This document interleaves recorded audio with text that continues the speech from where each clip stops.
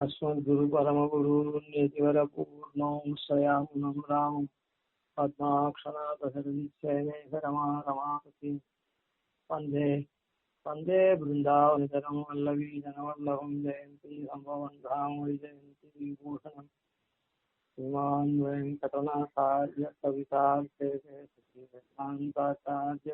मे सन्निधत्तां सदा हृदि प्रणामं लक्ष्मणमुनिप्रतिबन्धातुमामकं प्रसादयति यत्सूक्तिः स्वाधीनपतितां श्रुतिम् हरिपदमकरन्दस्यन्दिनसंशितानाम् अनुगतबहुशाखाः तापमुन्मूलयन्ति शमितदुरितगन्धाः संयमीन्द्रप्रबन्धाः कतगजनमनीषा कल्पना कल्पवृक्षाः कल्पवृक्षाः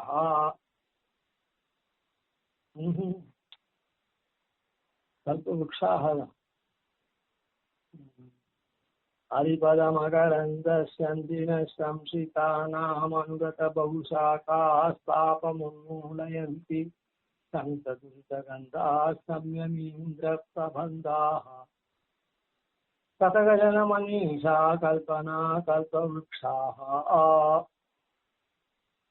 शिवाशकारुடைய சுத்தி கல்பக மரம் போல வாதம் புரியவாளுக்கு மேல மேல அப்படியே பெருகி அவ கல்பனை பெருகின்றே வரும் சொன்னோம்.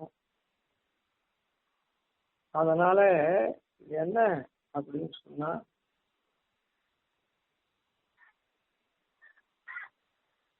இதுலயும் ஹரிபதமகரந்த சந்தின சம்சிதானாம் சம்சிதானாம் பரிச்சயம் பண்றவாளுக்கு தானே. அதனால இங்கேயும் அந்த பதத்தை சம்சிதானாம் சம்சிதானாம்னா என்ன அர்த்தம்னா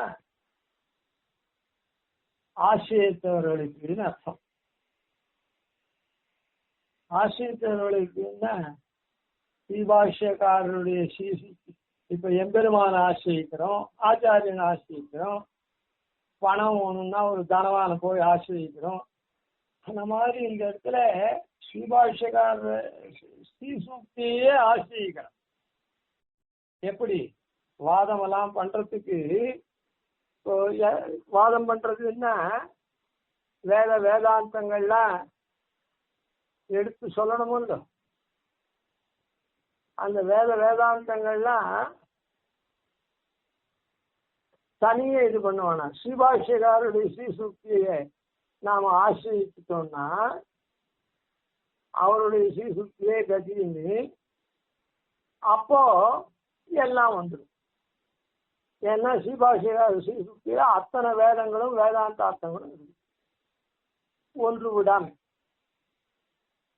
அப்போ சம்சிதானாம் அது முதல்ல எதை பண்றது அப்படின்னா ஹரிபதமகரந்த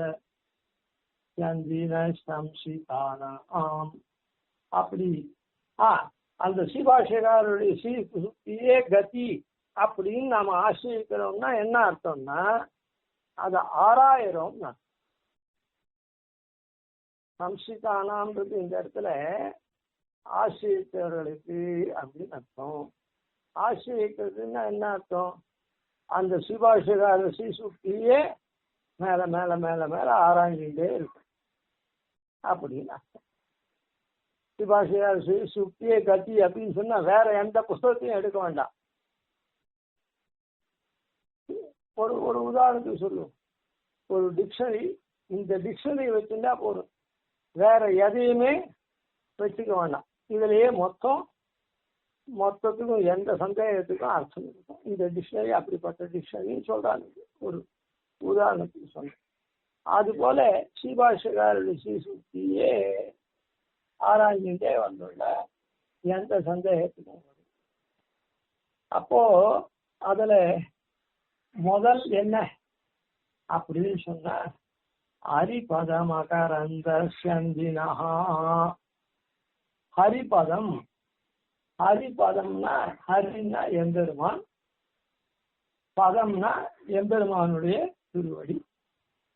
அந்த எம்பெருமானுடைய திருவடி மகரந்த சந்தினா. ஸ்ரீபாஷ்யக்காரருடைய ஸ்ரீசுக்தியே அப்படியே ஆராய ஆராய எம்பெருமானுடைய திருவடியிலிருந்து பெருகக்கூடிய தேன் இருக்கு. மகரந்தம்னா தேன். அந்த தேனை பெருக்கும் அந்த ஸ்ரீபாஷ்யக்கார ஸ்ரீசுக்தி பண்ணும். அரிபத மகரந்த சந்தினஹா, எம்பெருமானுடைய திருவடியினுடைய தேனை நமக்கு பெற்றுத்தரும். அதான் பெருக்கும். தேன் பெறுகிறதுன்னா அதை நாம் அனுபவிக்கிறோம்.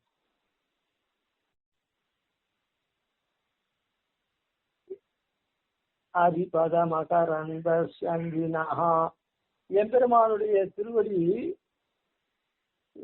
தேனா வர்ணிக்கிறது உபனிஷத்துலாம்.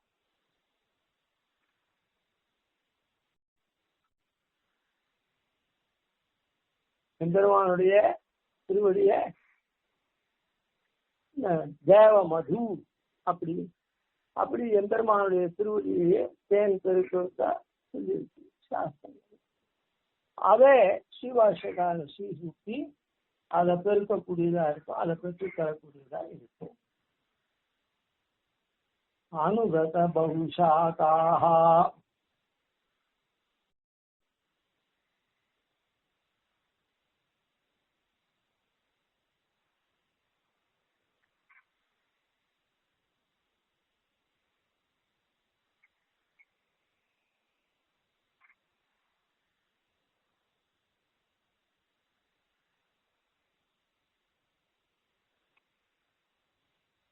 அனுகத பகுஷாகாஹ தாபம் மூலயந்தி. அனுகத பகுஷாகாஹ, பல சாக்கைகள். வேதம் எண்ணிலடங்காத வேதம், பல சாக்கைகள் இருக்கும்ல.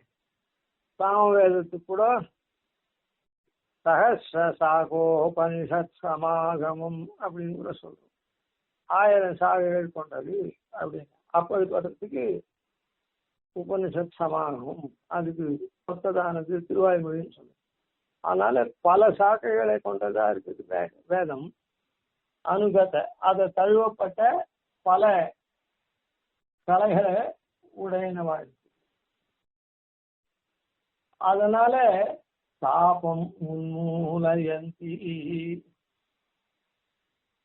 தாபம் சம்சார தாபத்தை உன்மூலயந்தி வேறு இருக்குது.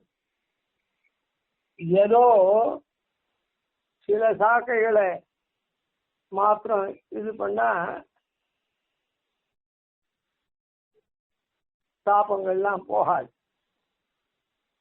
எல்லா சாக்கையிலையும் சேர்ந்து சொல்லப்பட்டிருக்கு.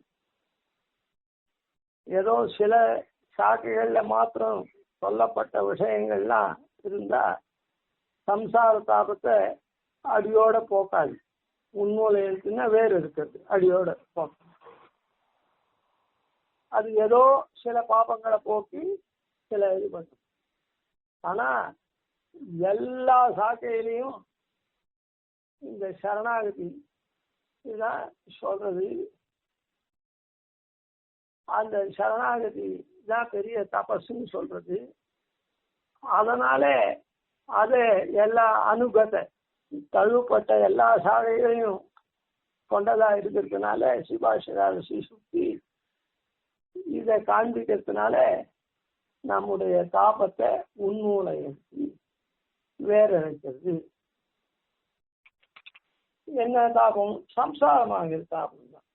தாபம்ன்றது ஆத்தியாத்மிக, ஆதி பௌதிக, ஆதி தெய்வ தாபத்ரயங்கள்.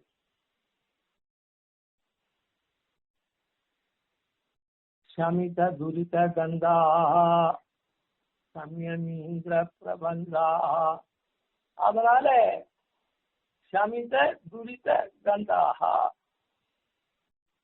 பாபத்தை வேற இருக்கிறதுனால அப்படியே பாபங்களுடைய வாசனை கூட இல்லாத இருக்கிறது.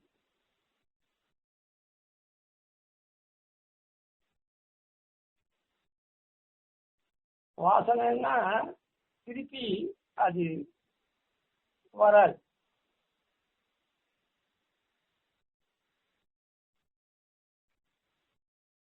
சமித துரித கந்தாக சம்யமீந்திர பிரபந்தாக. அப்ப பாபங்களை அடியோட அறுக்கிறதுனால அதுக்கப்புறம் அது முளை விடுமா அப்படின்னா விடாது, வாசனையே இல்லாம பண்றது. இப்போ சில இடத்துல களை எடுப்பார்கள் பயிர்ல, களைய வேரோட பிடுங்கி போடுவா. வேரோட பிடுங்கி போட்டா கூட அது என்ன ஆகும், அப்புறம் மறுபடியும் முளைக்கும். கொஞ்சம் வேரோட போட்டா களை போயிடும், ஆனாலும் அதுல ஏதாவது கொஞ்சம் போறோம் வேறு இருந்ததுன்னா, அங்கதான் உண்மூலைன்னு சொல்லியிருக்குது, வேறு இருந்ததுன்னா அது தொடர்ச்சியா மறுபடியும் களை வரும். அதுக்காக இந்த களை கொல்லின்னு ஒண்ணு போடுவா, அதாவது கெமிக்கல். அதை போட்டால்னா என்ன ஆகும், அந்த கொஞ்சம் கூட அந்த களையினுடைய வாசனை எதுவுமே இல்லாத போயிடும். அதுக்கப்புறம் அந்த களைன்றதே இல்லாத. இதெல்லாம் சொல்றாளே ரேடியேஷன், அப்புறம் இன்னும் அது ஏதோ சொல்றாள், அதாவது ஆப்ரேஷன் பண்ணி எடுக்கிறா கேன்சர் முதலிய வியாதிகளை என்ன பண்றா, அது எவ்வளவு தூரம் பரவிருக்கோ அவ்வளவு தூரம் ஆப்ரேஷன் பண்ணி எடுத்துடுறா. அதுக்கப்புறம் ரேடியேஷன் எனக்கு சொல்ல தெரியல, அந்த மாதிரி அதை இது பண்ணி அதை அப்படியே ஒன்றும் இல்லாத அப்படியே பொசிக்கிறா. அதாவது கொஞ்சம் கூட அது இல்லாத படிக்கும், அதை அந்த வாசனை கூட இல்லாத படிக்கும். அதுதான் இந்த இடத்துல சமித துரித கந்தாகான்னு சொல்லப்படும். ஏற்கனவே கேள்வின்னு சொல்லியிருக்கு, சமித துரித கந்தா சம்யமீந்திர சூக்தி பரிச்சித ககனானஹா பிரஸ்னீத பிரசாதம் அந்த ஸ்லோகத்தில். அதனால வாசனை கூட இல்லாம பண்றதுன்னா அது திருப்பி அது இருந்ததே தெரியாது, அந்த மாதிரி போறோம். அதனால என்ன ஆகுது, வேரோட பாப்பங்கள்லாம் சர்வபாப்பேப்பியோ மோக்ஷிஷாமின்னு போறது. இப்ப மோட்சம் அந்த மாதிரி எல்லா பாப்பத்தையும் போக்கடிச்சுட்டான்னு திருப்பி எதனா வாசனை இருக்குமா அப்படின்னா அது இருக்காது. அப்புறம் அந்நிய கிஞ்சித் கர்த்தும் திரஷ்டும் ஸ்மர்த்தும் அசக்தா அப்படின்ற ரீதியில வேற எதையுமே செய்யறதுக்கோ பார்க்கறதுக்கோ நினைக்கிறதுக்கோ கூட அந்த நினைவு இருக்காது, அப்படி ஆயிடும். அப்படிப்பட்டதானது என்ன, சம்யமீந்திர பிரபந்தாக. சம்யமி சம்யமீந்திர, சம்யமின்னா சன்னியாசி, சன்னியாசிக்கெல்லாம் தலைவர். சம்யமி இந்திரர். இதனால கதக, அதாவது கதக ஜன மனிஷா கல்பனா கல்ப விருக்ஷா. அதனால இப்படி பாப வாசனை கூட இல்லாம போறதுனால எம்பெருமானுடைய திருவடியினுடைய அனுபவம் தேனை பெருக்கின்றே இருக்குது. அதனால அந்த திருவடியை பற்றி நம்ம பாப்பத்தெல்லாம் ஒழிச்சிட்டோம். அதுக்கப்புறம் அந்த திருவடியை தான் எப்பவும் நினைச்சுட்டு இருக்கோம், வேற ஒன்னுத்தையும் நினைக்கிறதே இல்லை. இத்தனை நாளா வேற நினைச்சுட்டு இது பண்ணோம். அதனால சமித்த துரித்த கந்தாக வாசனையோட ஒழிச்சுட்டு. அதனால என்ன ஆகுது, வாதம் பண்ணான்னா, வாதத்துக்கு போனோம்னா இத்தரால் இடத்துல அது மேல மேல மேல மேல கல்பனை பெருகின்றே இருக்குது. ஏன்னா அந்த எம்பெருமானுடைய உண்மை விஷயம் தத்துவம் தானே. அவ சொல்றதெல்லாம் யதார்த்த ஞானம் இல்லை, அயதார்த்த ஞானம். இது யதார்த்தமான ஞானம். அதனால அயதார்த்தமா இருக்கிறதெல்லாம் சுலபமா யதார்த்த ஞானம் பெருகி வந்துடுது. சதகஜன மனிஷா கல்பனா கல்பவருஷாக. அந்த இவனுக்கு இந்த வாசனை அது இது எதனா இருந்தாதான், பாப்ப வாசனை இருந்தா தானே தாறுமாறா தறி கெட்டு போகும். அதெல்லாம் இல்லாதனால ஒரே மாதிரியா இந்த இடத்துல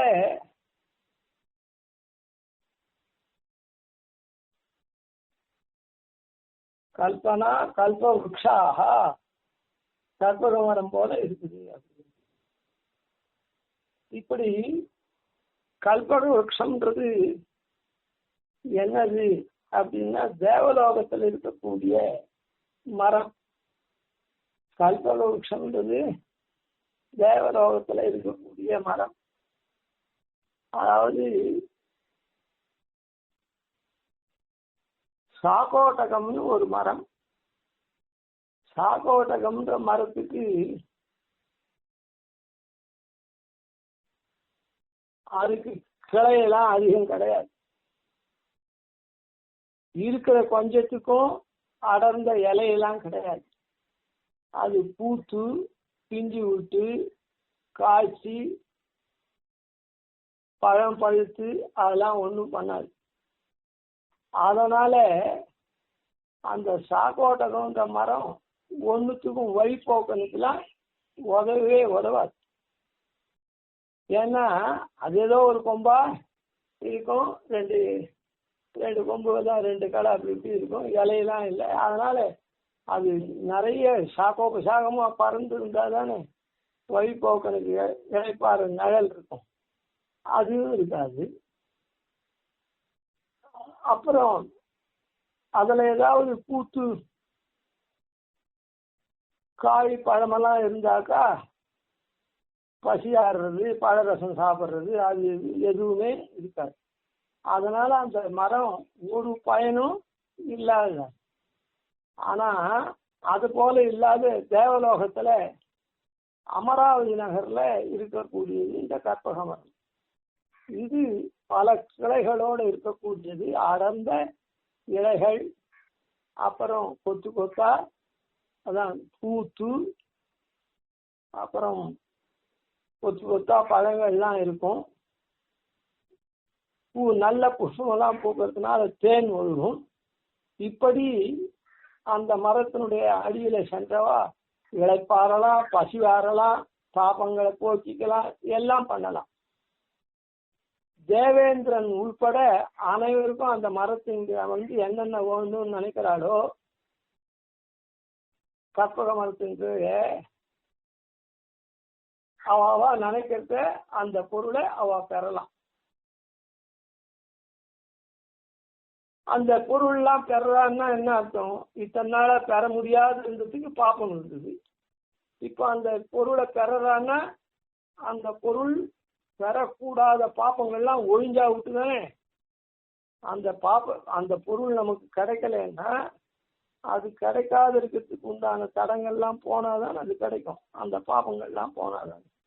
அதனால கல்பக விஷயம்ன்றது பாப்பத்தெல்லாம் போக்கி நம்ம நல்லபடியா வைக்கும். அது போல இந்த ஸ்ரீபாஷ்யக்காரருடைய ஸ்ரீசூக்தி இப்படி இருக்கு. இது எப்படி அப்படின்னு சொன்னா, ஸ்ரீமத் ராமாயணாதிகள்லாம் இருக்குது. இந்த ஸ்ரீமத் ராமாயணத்தெல்லாம் பாராயணம் எப்பவும் பண்ணணும்னு சொல்லியிருக்கு. அதாவது ஸ்ரீமத் ராமாயண பாராயணம்ன்றது பிரசங்காத்து சொல்லுவோம். ரெண்டு விதம். பலாக்கியா எந்த பலனுக்கு வேணா ஸ்ரீமத் ராமாயண பாராயணத்தை பண்ணலாம். அதாவது சுந்தரகாண்டத்தை மாத்திரம் பண்ணலாம், இல்லை ஸ்ரீமத் ராமாயணம் பூரா பண்ணலாம், சுந்தரகாண்டத்தையே திருப்பி திருப்பி பண்ணிட்டே வந்தா அது முடியும். அந்த மாதிரி அது பல விதமா இருக்குது, ஒவ்வொரு பலனுக்கு ஒவ்வொரு. அந்த ஸ்ரீமத் ராமாயணத்தை பண்றவாளுக்கு அவளுடைய புத்தி கௌசல்யம் இருக்குது, அதான் குசலம், புத்தியினுடைய நுட்பம். அதுக்கு தகுந்த மாதிரி ஸ்ரீமத் ராமாயணம் சேவிக்க சேவிக்க பல ரசங்கள் புதுசு புதுசா அதுல பொருள்கள்லாம் தோணும். புதுசு புதுசா அப்படியே நவரசங்களையும் கொண்டது ஸ்ரீமத் ராமாயணம். புதுசு புதுசா அதுல பொருள்கள்லாம் தோணி அப்படியே மனத்துக்கு ஆஹ்லாதகரமா இருக்கும். அத போல இந்த உடையவர் ஸ்ரீசூக்தியும் பாராயணம் பண்ண பண்ண பண்ண இந்த மாதிரியான இதெல்லாம்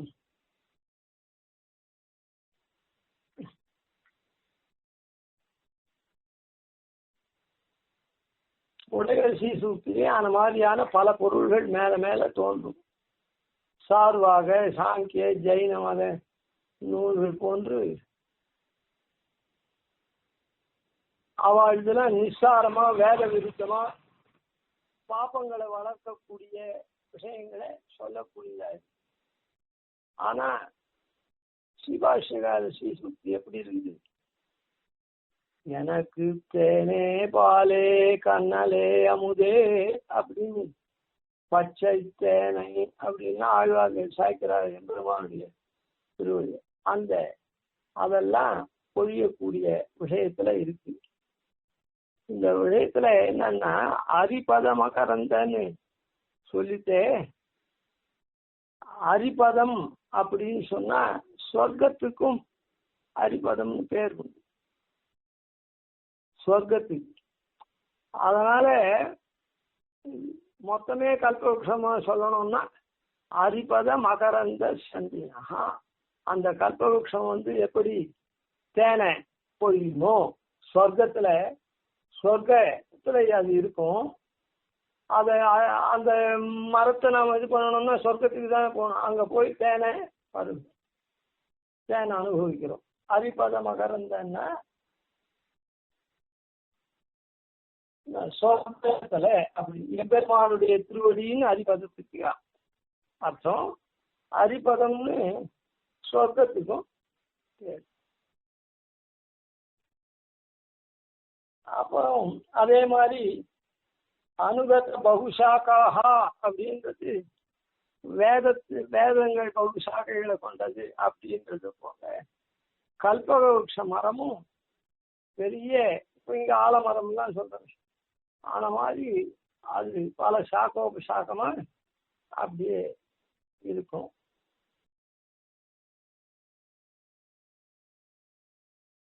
சமித துரித கந்தாகா அப்படின்ற இடத்துல நம்முடைய பாப்பவாசம் இல்லாத அப்படின்னு அர்த்தம். அந்த கல்பவருஷம் கொஞ்சம் கூட துர்நாற்றமெல்லாம் இல்லாதபடி பண்ணும். அது அந்த மாதிரியான சக்தி விசேஷத்தை கொண்டது கல்பவருஷம்னு ஸ்பஷ்டமாகவும் சொல்றேன். ஆன மாதிரி இங்க சிவாஷிகாருடைய ஸ்ரீசுத்திய கல்பவருஷமா வர்ணிச்சது தேவலோகத்துக்கு தேனை பெருக்கக்கூடியதா, தேவ மதுவை நாம பெறக்கூடியதா இருக்குது. நம்முடைய பாப்பங்கள்லாம் போறது. பல சாக்கைகளை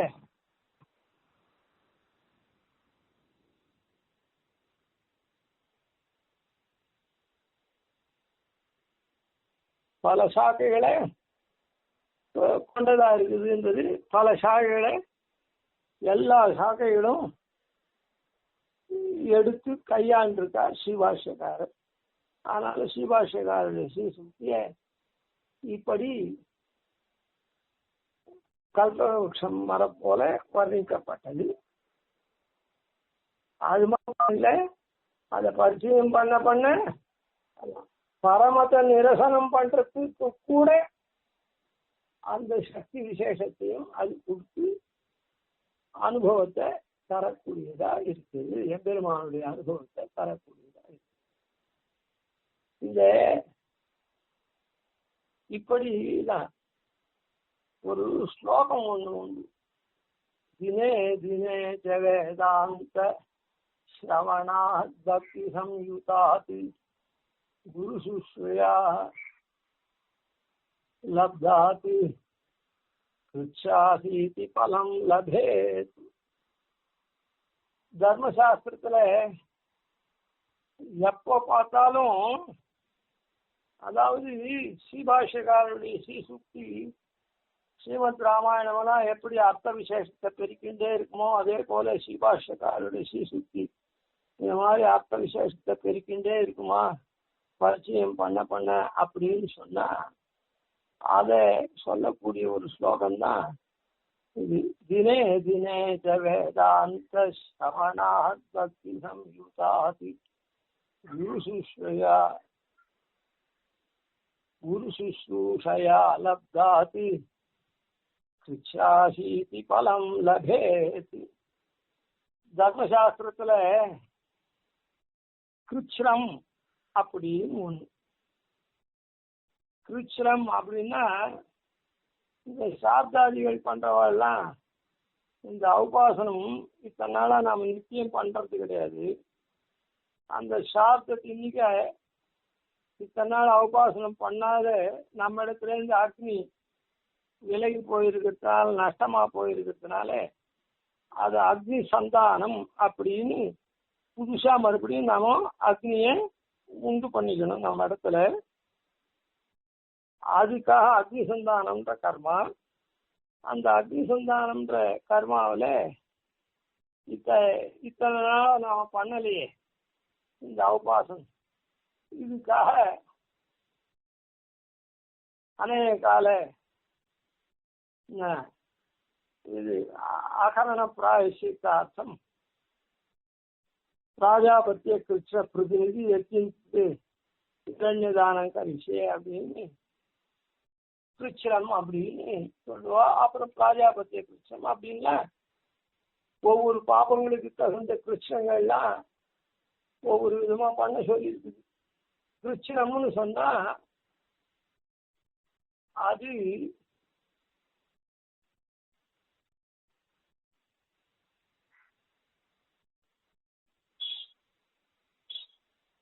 கிருஷ்ணம்ன்றது அது தெரியல.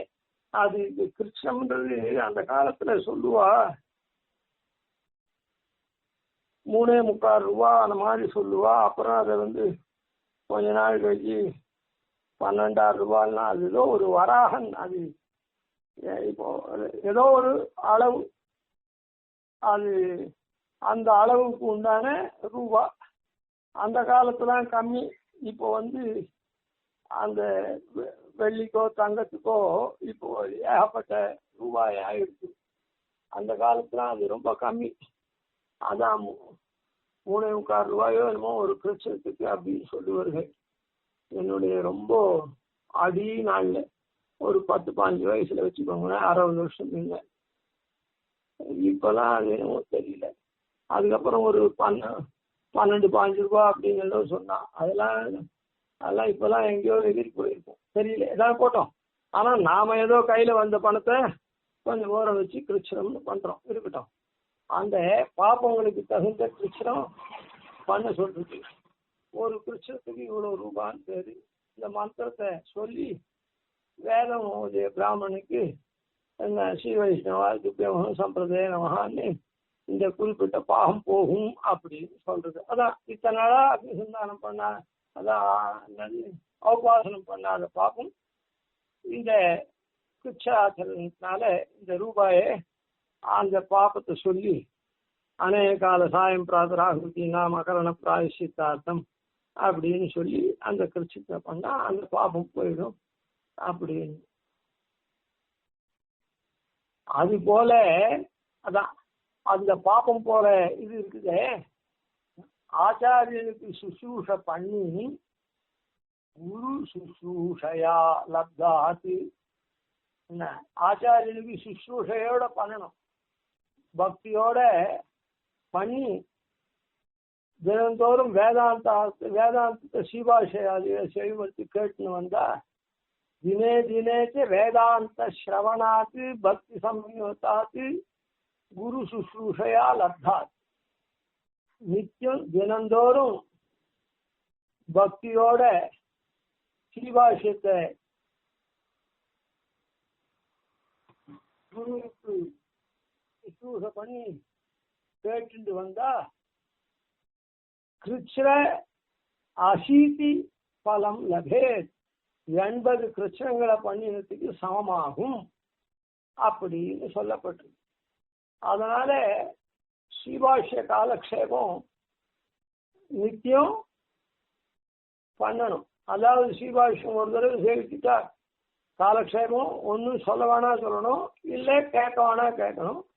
அப்படி இல்லைன்னாலும் ஸ்ரீபாஷ்ய பங்கியை நித்தியம் சேவிச்சுட்டு வரணும்.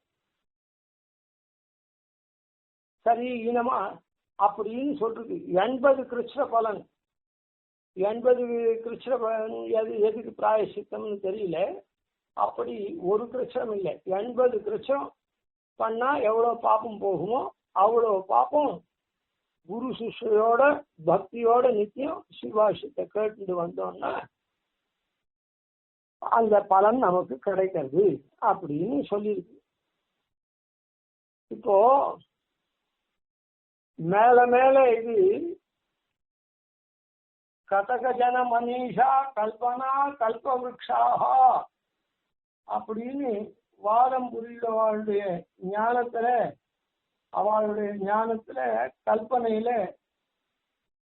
கல்பவருஷம் மாதிரி இது மேல மேல மேல யுக்திகள் வந்துட்டே இருக்கும் ஸ்ரீபாஷ்யத்தை சேவிச்சா அப்படின்னு சொல்றாரு.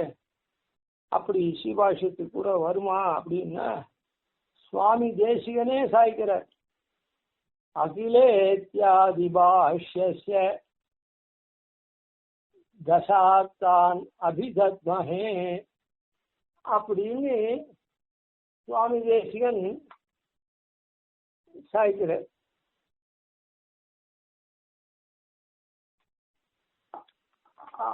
அகிலேத்யாதி ஸ்ரீபாஷ்யத்துக்கு அகில புவன ஜன்மஸ்தேம பங்காதிலேன்னு தத்வத்தீக்கைன்னு பண்ணிருக்கார்.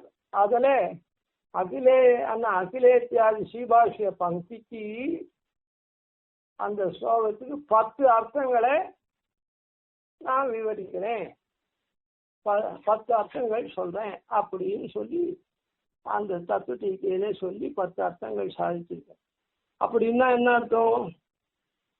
அவ்வளோ அர்த்தங்கள் மேல மேல அவருடைய கவிதார்க்கிக சிம்மத்தினுடைய புத்தியில மேல மேல அது பெருக்கெடுத்து தோன்றது. அதனால ஸ்ரீபாஷ்யக்காரருடைய ஸ்ரீசூக்தி ஸ்ரீமத் ராமாயணாதிகளை போல